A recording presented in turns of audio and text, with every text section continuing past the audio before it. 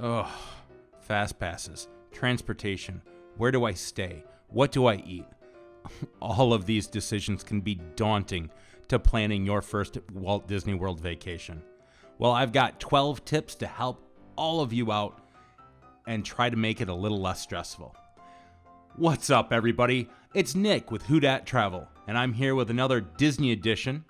Now, if you like this type of video, please give it a thumbs up. It really helps the YouTube channel.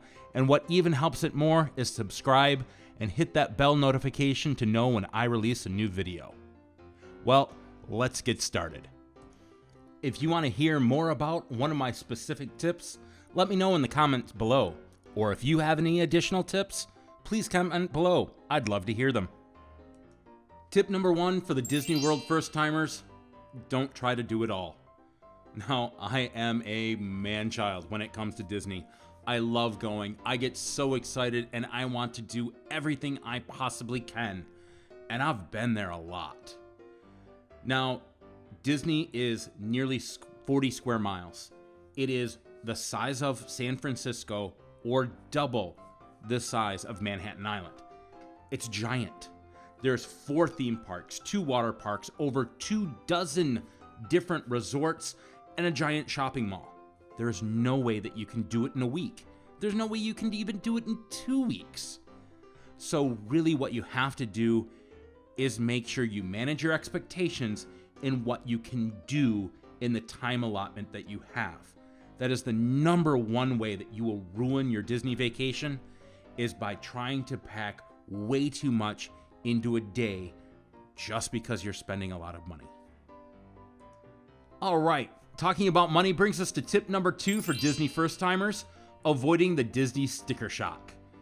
Now, there are ways that you can do Disney, we'll call it cheap, and there are definitely ways to spend Rockefeller money inside Disney World. Now, to be able to minimize some of those expenditures, Disney World's food is generally pretty good, and they usually have some pretty large portions, so you could split a meal.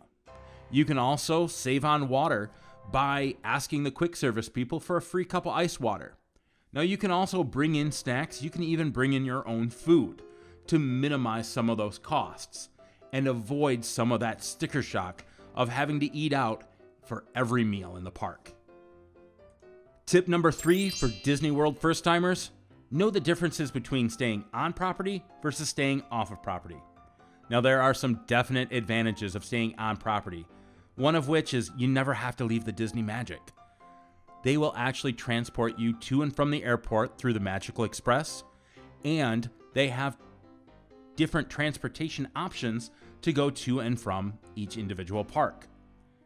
Another advantage, you get to book your fast passes 60 days ahead of time. If you're staying off property, you only get to book 30 days. This allows you, if you're staying at the resort, to get some of those coveted fast passes that are actually really, really difficult, if not almost impossible to get at 30 days, like Flight of Passage.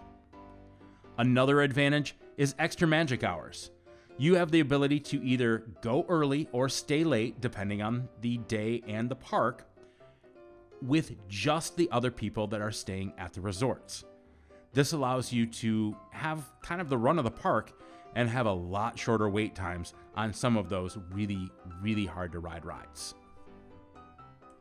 Now, there are other hotels that will offer some of these same advantages. They're generally in the Disney Springs area or very, very close, like the Dolphin and the Swan.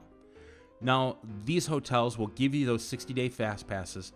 They'll give you the extra magic hours, but they don't have that same Disney transportation. So in other words, they're not going to have the to and from the airport by Disney, and they will generally have their own transportation to and from the parks. Now, these are usually shared between multiple resorts, so it does take some extra time to be able to go to each individual resort, drop off, pick up people, and then go to the parks.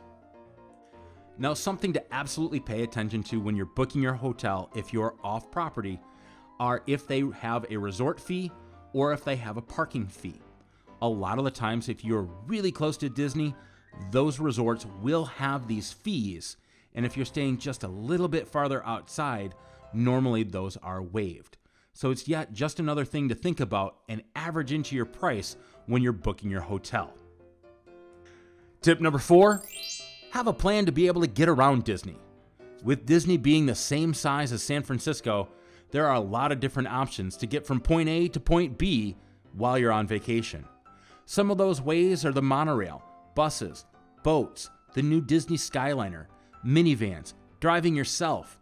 There are a lot of different ways, and if you spend a little bit of time planning and familiarizing how you are going to get from point A to point B, it'll take a lot of stress off during your vacation.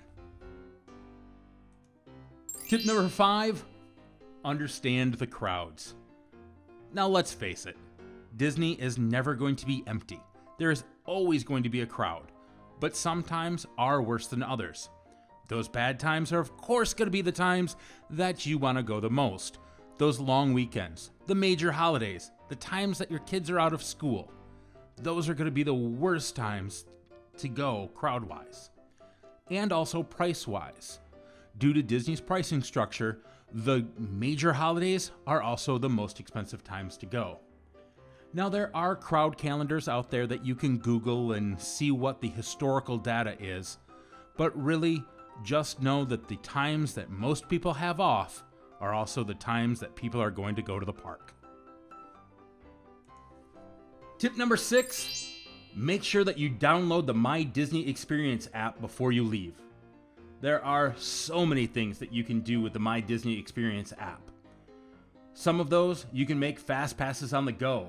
You can switch up your dining reservations, check the bus times, even find the closest bathroom or the closest baby care center.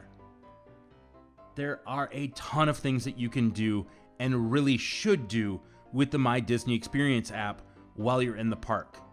It is a game changer to be able to have with you. And it's free.